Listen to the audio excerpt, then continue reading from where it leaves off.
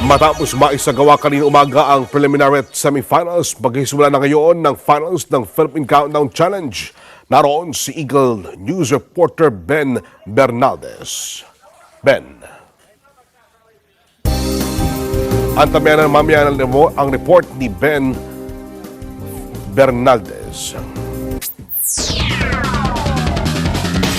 Nakatakda naman magharap ngayon na limang nangungunang team na sa isinagawang Philippine Countdown Challenge na isinasagawa sa Ciudad de Victoria sa Bocay, Bulacan. Alamin natin kung sino-sino ang mga ito sa report ni Eagle News reporter Janet Prado. Only matapos nga dumaan sa limang mahihirap na challenges, napili na ang limang teams na maglalaro sa final round na isinasagawang 2016 Philippine Countdown Challenge ng mga miyembro ng Society of Communicators and Networkers o SCAN International dito sa Ciudad de Victoria. Nang second round, ang mga SCAN members na mula sa distrito ng Nueva Ecija East na binuo ang buong round sa loob lamang ng 3 minuto at 39 na segundo. Sila ang pinakamabilis na nakatapos sa Mala Extra Challenge.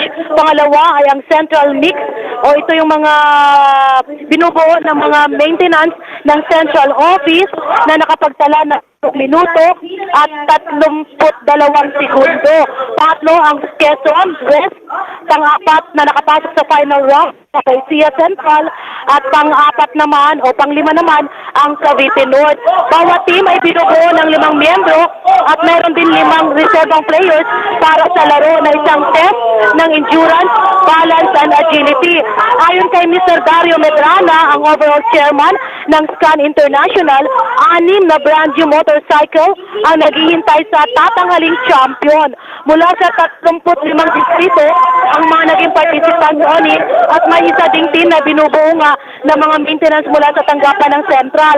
Habang ongoing yung laro ay may banda din na tumutugtog sa stage at nagpakitang gilas na kanina para sa kanilang song and dance number ang kawane ng Central Maintenance.